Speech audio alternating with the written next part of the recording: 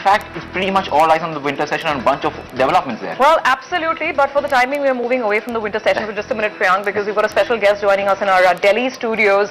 Goa mining, and what's next? What are the next few steps? In fact, a couple of Goa mining companies, the association itself, has been holding consultations with the Central Empowered Committee, and we now have with us Mr. P.K. Mukherjee of Sesa Goa joining in to throw some light on exactly what's going on. Mr. Mukherjee, thanks for taking out the time and being with us on the show today. I'd like to start by understanding, we remember the last quarter results and the conference call in which you said that hopefully there should be a slightly earlier resolution of Goa and things shouldn't be stuck for too long. Is that still a view you have?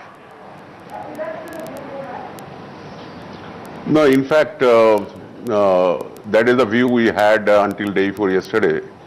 But yesterday we had a long meeting with the Central Empowered Committee. Actually, the meeting was called by them for all the stakeholders involved, including the ministries involved both in the state and the central government, and the PIL litigant was also there, and all the lessees were there. There was a big meeting throughout the day in which CEC has made very clear what they are going to prescribe, and they have made it very clear in that meeting that there will be issues raised in front of the CEC, in front of the Supreme Court, and it will be some time before which mining or any activities can resume. That is what the recommendations are going to be. They have asked for giving some more details and all quickly, but that is what they said. So considering that, the matter will be before Supreme Court, so we have to wait Supreme Court what direction they give. And at this point, I can take any more further guess as to when it will resume the operations or transport. That's really important, sir. I mean, that's a very clear, obviously, shift in perception from where we were at the end of the second quarter to the new meeting, I mean, the current meeting that's just happened. Can you give us some sense? I mean, in Karnataka, we saw eventually how things played out. I mean, mines were divided into different categories and different sort of issues were involved with those different categories. Is there any talk, perhaps at the state level or at the CEC level, that this is how Goa will go as well? At CEC level, they are very clear that there is no reinvention of the wheel. They will try to prescribe the same model of Karnataka primarily. Although state government and all the lessees in the Sesa in Goa are very clear in their mind that it cannot be done like that, because Goa is totally different from Karnataka on various aspects. But however, from the talks yesterday, what we heard from CEC's people, it is not going to be differentiated. That's what we understand. So just for the heck of background as to what we're talking about in terms of what kind of an impact it has on companies, can you take us through as to how it's actually impacted over the last couple of quarters now for Sesa Goa, what kind of a hit we've actually taken, and also how do you see production panning out for the fiscal? See, so for Sesa Goa is concerned, until September quarter, this Goa issue has not yet impacted much, because it has actually stopped from middle of September, a little before middle of September. And until September end, effectively it is more or less a monsoon quarter. So that has not impacted much, but however marginally it is impacted. But it is impacting very seriously now since October in the fair season. And if one has to believe whatever CEC has said yesterday, they are very clear that for the next 6 months or so, at the minimum, no activity would start as per their understanding. So in that case, the whole year is gone. So there is no question of any production. And if whatever CEC has said, that is ultimately prescribed. So then, would one assume, or would one expect then that the total output target that till now I think has been at 15 million tons for this year, that definitely has to be scaled down at Sesa Goa? No, it gets stopped at the whatever is achieved until second quarter. That's it. If CEC, whatever they are saying, if that is ultimately stamped by the Supreme Court, that is the unfortunate, but that is the reality. It's looks like, but although state government, I am sure that they are going to take it very seriously, because there are other issues involved It is not a question of only Sesa Goa or Sesa Goa's bottom line. It is a much larger canvas one needs to look at on this whole issue. Sir, just to take that point forward on the state government, I know that there have been several representations within Goa because mining obviously is part of a, it's a huge livelihood issue as well. It's the mainstay for Goa state, unlike Karnataka, where it's just one of the industries. What do your sort of deliberations and discussions with the state government reveal? No, it is more of a deliberations from the state government than our deliberations with the state government because I am an interested party, so I do not know whether it is right for me to talk, but definitely in the case of small state of Goa, where Chief Minister is on record that 35% of his budget is going to be impacted this year, and 35% of the budget in a state of Goa, you can imagine that what impact it can have in a short term and the long term for a state like Goa. And it is also the fact that National Council of Applied Economic Research, 2-3 years back, they have done a study in Goa, seeing what is the impact of mining, and they are on record that at that time 75,000 plus were directly or indirectly employed by the mining. And in the last couple of years, definitely that number has gone up and definitely not come down. If one goes by the plethoras of branches being opened by the banks and insurance companies and mutual funds. So definitely the number has gone up, and if one multiplies that by 4 to 5 dependent people per those employees directly or indirectly employed, so the figure is 400,000 plus or about 500,000 in a 1.4 million total population. So one has to look at that. Besides, one has to understand, I think people understand that the taste of sustainable mining, Goan miners have given by mining it for 60-65 years, unlike other parts of the country, particularly in case of iron ore. So the issue is much broader in case of Goa than anything than other parts of the country. So these are the impacts.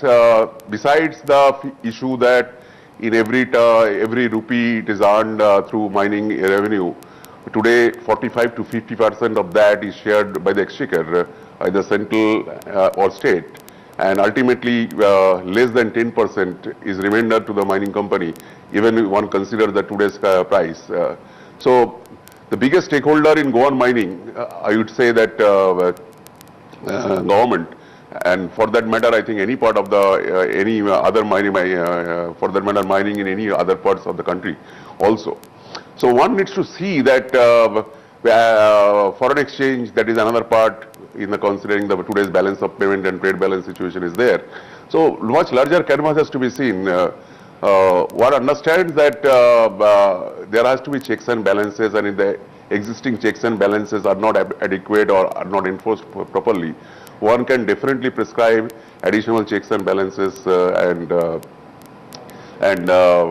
additional checks and balances, or enforcing the much more stricter monitoring mechanism or monitoring regime. But I do not know that whether that has to be done by stopping everything, or that can be done while the business continues. May not be as usual, but it can continue. That's a valid point. We just wanted to highlight on the inventory as well. If you can throw some light regarding inventory, if it's all sold, or what's the current situation? No, as you know that during the monsoon, various companies, although they do not sell or do not export, that various companies do produce, particularly through their beneficiation plant, which have been invested over the donkey's years in this part of the country, to upgrade the lowest grade of ore to somewhat lower grade of ore. And those ores are stocked at the end of the monsoon and to transport it after the fair season comes along with the new production. So at the end of the monsoon, the stock inventory position is the highest in case of Goa, and that is the case here also, in this year also. So I do not have the ready-made figure of the industry-wide total figure, but as I know that in Sesa itself, 2.5 million ton finished product is ready, and another 1 million ton or so semi-finished product is ready, that is crude ore. So 3.5 to 4 million ton in Sesa itself. So I am sure industry-wide it will be 10 million ton plus. I mean, would you be selling this? I'm not sure. Are you allowed to sell this remaining inventory right now, or perhaps there's a complete blanket ban on that as well? No, you cannot move a single kg of iron ore from one place to another. Even you cannot process the ore, so forget about the selling. So, sir, I mean, to just wrap this up, obviously, this has gone on, in a manner, Karnataka first, then Goa. Obviously, there are serious questions about sustainable mining that are being raised. There are different stakeholders, bringing forward different points. Do you think this has done a lot of damage also in terms of just, perception within the investor community? I'm just wondering what Sesa stakeholders, investors, your business companions, what they've had to say in all this, because we're talking about a complete 1-year closure now in terms of all mining activity, and perhaps even more serious questions even later. I don't think it is any longer a perception, it is a reality. It is a reality that investors have lost confidence in regulated businesses like mining, because one side the mining companies are subjected to a plethora of legislations, plethora of compliance requirements, and there is this Karnataka, as you rightly pointed out, Karnataka, then followed by Goa, and it is going in the same direction. So I do not know the regulatory mechanism, wherever it is there under those regulations, investors are the best judge to take their views. But definitely it has impacted thousands of crores in Sesa, which is a market listed company, huge wealth erosion for the investors. There is no doubt of it, and I do not know after this today's interview and sees whatever their thinking comes out, whether further erosion would take place. But I want to say only one thing, that in mid-September, once our commission second part volume was out, based on that immediately state government has put a lock. They were taken certain steps. Then thereafter state government has also appointed another Khande Parkar commission, retired Chief Justice, retired Judge of High Court, along with IIT, retired IIT professor, retired ex-directors of NERI. These are all independent people. Then Environment Ministry from the central government, they have kept in all the environment clearance in abeyance pending, going through all the environmental related documents. And thirdly, because of this PIL, Supreme Court has stopped this thing. So it is actually the three locks on the same door. And today the biggest lock is of course the Supreme Court's lock. Right. So Mukherjee, just one quick view as far as the operations in Liberia are concerned. Can you give us some outlook? What's the update regarding Liberia? Liberia, we are very much upbeat because it is going exactly, so for regulatory regime there is concerned, there is a mineral development agreement. It prescribes each and every steps timeline wise, and it is going exactly that way. There is no issue. We are very upbeat as to the potential reserves and resources there. We had taken this Liberia, our investment based on 1 billion ton of reserves and resources. Of course, we need to keep in mind that that is a magnetite ore, not the direct sellable ore or hematite ore as we find in Goa and Karnataka. Particularly the mines in which we are in, those are all hematite ores. But in case of Liberia, it is magnetite ore, so sellable product will be between 35 to 40% of the reserves and resources. And cost of production is also higher because magnetite to make it sellable ore, the cost of production is little higher. But we find the potential of as high as 3x of our initial estimates.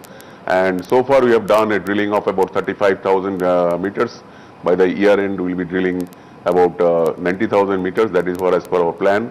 And we are already on the job for starting our production sometime in FY14. And as we said earlier, we still committed for first shipment in FY14. All right, sir. Thanks for talking to us today. Appreciate your time and, of course, all the clarity that's coming with it. Thank you so much for joining in.